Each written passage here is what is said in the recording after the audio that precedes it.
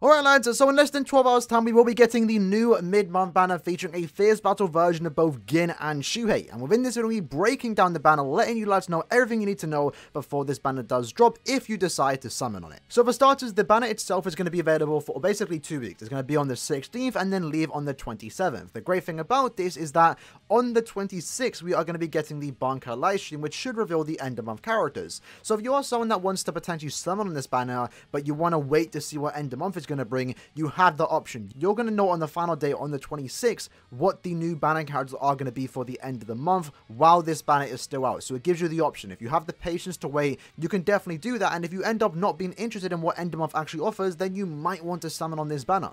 Looking at the featured characters, what you will notice that we have 8 premium characters and 1 random seasonal, that being the Christmas version of Soi Fon, who has now, I guess, seen more usability thanks to the new guild quest that has come out. The fellas themselves aren't anything too exceptional. There are a few decent picks here, but nothing like you need to must summon on. And the banner itself is following the normal step-up formula. So step 1, 6, 11, 16, 21, 2, 7, 12, 17, and 22 are discounted, and the overall rates are going to be a 6% rate with a 4.5% chance to get a featured character, which is one of these 9 characters. Additionally, as always, every 5th step you will be guaranteed a featured 5-star, which again is one of these 9 characters. With that said, let's start talking about the new characters in the game. The first one being the Fierce Battle Gin, who is a Heart Soriper with the Captain Killer ability.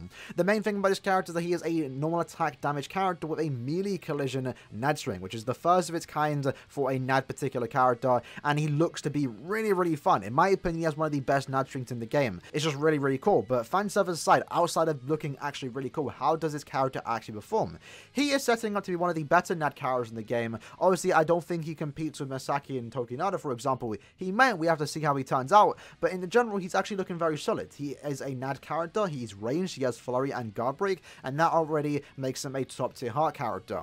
Additionally, his main usage is to be used in guild quests, where he does actually have Captain Killer, which is unique because we don't have that many good NAD supports for the ranged Captain Killer guild quests. So if you are maybe struggling for that particular guild quest, getting your hands on this game will definitely help you out a lot, since he's going to be doing a lot of damage in that game modes. And additionally, he does pick up an extra skill in arena more specifically, and that is Long Stride, making him actually pretty good. So overall as a character, even though he is a mid-month, and even though not a lot of people are going to be really interested in getting him from this particular banner, he has a lot going for him. You can use him in PvE content, he looks to be potentially good in arena, and he's also one of the better characters for the ranged Captain Weaker guild quest. So if you do get this skin, or if you are someone hunting for this skin, he has a lot of usage. There's a lot of places you can use him, which is great for those Gin fans that want to get their hands on a new usable Gin. The next character is going to be Shuhei, a speed Soripa with the Squad 0 kill ability. Again, once more, another guild quest focused character, but the difference with this character is that he's more SP orientated. He is there to do damage on his strong attacks. Now this character, in terms of normal PvE play,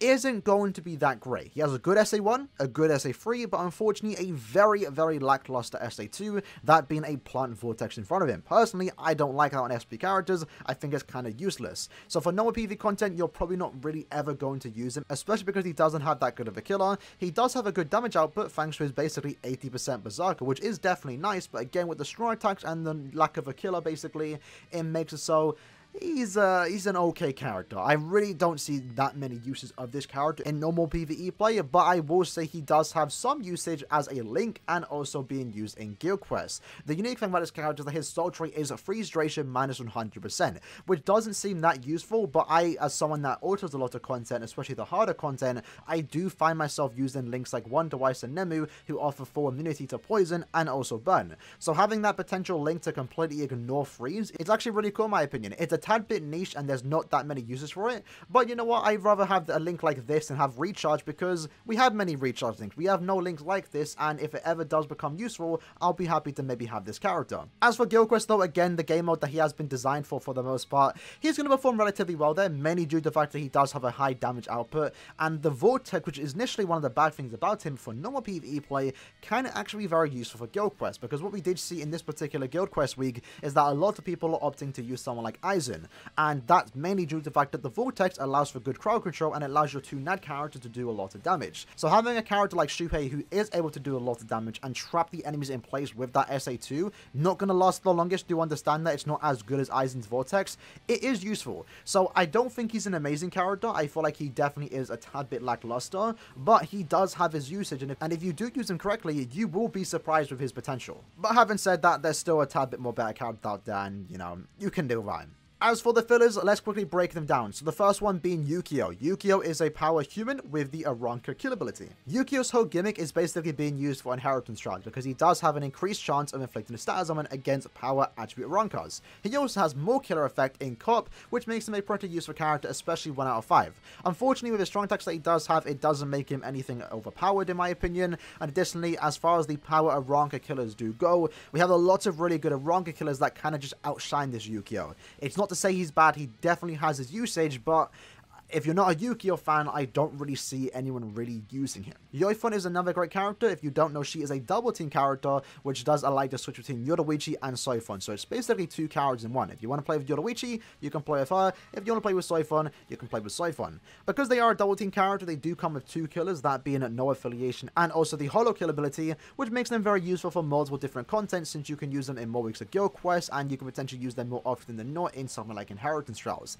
They have a good damage output, they're a good link, and they have a pretty good kit. Unfortunately, they do lack Havoc, but everything else about them is actually pretty good. Personally, I like using them, but they're kind of a meme on the channel that they keep being featured in too many banners, and I told you lads to vote for GRÄCE, but it's fine. There's another banner of Yoruichi Soi Fon. If you don't get them now, you're going to get them later. They're getting thrown into all of the banners. Nelliel is another Guild Quest orientated character who is going to be doing once more damage in Guild Quest. She's a pretty fun nice character. She does have an extra bit of flash step for extra mobility, but outside of Guild Quest, I very rarely ever use her. But if you are someone that is maybe struggling in the melee Aranka week of Guild Quest, she can be quite useful. I personally use her myself. She's actually very good for that particular week of Guild Quest, and she does do a lot of damage. She's pretty much one of the better NAD supports. She herself is immune to freeze, which makes her very useful, again, once more, if you are struggling in that particular guild quest. As for Nnoitora is an okay character, decently good strong attack kit, nothing too amazing, nothing too bad. His main usage is the fact that he does have read no affiliation dodges, which is kind of useful for a certain Senkaman floor. I believe floor 48 if you want to beat it in under a minute to get those extra monthly rewards. But do keep in mind we are likely to get a new Senkaman floor next month, so don't go into this banner summoning for him just to beat floor 48 in under 1 minute, because you might be moving on to another Senkaman sometime next month. Uryu is another just again decent character. He is a premium, so he does lack Havoc. That's the main point about him. He doesn't have the most insane range, but he does have a good SA 1, 2, and 3. That's really about it. Nothing too special once more. Very basic character. Good enough to be used though. I have him 5-5 and personally I do use him for inheritance trials. That's mainly because there's no other good speed Aranka option. But overall he's an alright character. Nothing too special. Again, more so just going to be a filler in multiple banners in the future, so nothing really special to talk about. The same can be said for Yoruichi. She's good in Guild Quest, and that's really about it. She's an ad character without guard break, and that makes her kind of useless to me in normal PvP content. But in Guild Quest, more specifically the melee Espada week of Guild Quest, she does do quite well, mainly due to the fact that she does have a pretty decent damage output, and she does have a Plant Vortex SA2, which can provide some good crowd control. And as for the last character, that being the Christmas version of Soi Fon, kind of mediocre, not that good. She has a good SA1, a bad SA2, not the greatest. It's a Vacuum Vortex that sucks them into you and then pushes them out, and then an SA3 is just a forward screen. She has a low damage output, and she has a human killer, which means you're very rarely to ever use her in normal PvP content. However, she does have that newfound usage in Guild Quest because she has a human killer. Having said that, I myself have a 5 out of 5, and I'd rather use a 1 out of 5 Aizen.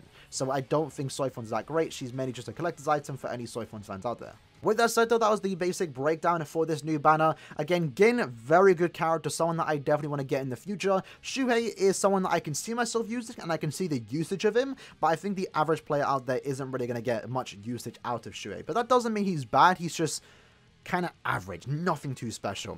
The banner itself is kind of mediocre in my opinion, even though I feel like the banner character is actually someone that you might want to get in the future. This isn't the banner to get it. Again, as I did mention at the start of the video, we are going to be getting the Bankai live stream happen on the 26th, which does mean we are getting a very exciting potential hype banner at the end of the month. And in my opinion, if there's a banner you should be summoning on, it's probably going to be that. Since they're going to be limited characters, these are premium, you can get them anytime in the future. They're probably going to get thrown into a bunch of banners after the 7th anniversary, and if you don't pull them within the next 6 or so months until they get featured as a filler, you're going to be happy you're missing them, because it's going to make a potential better banner in the future even more better.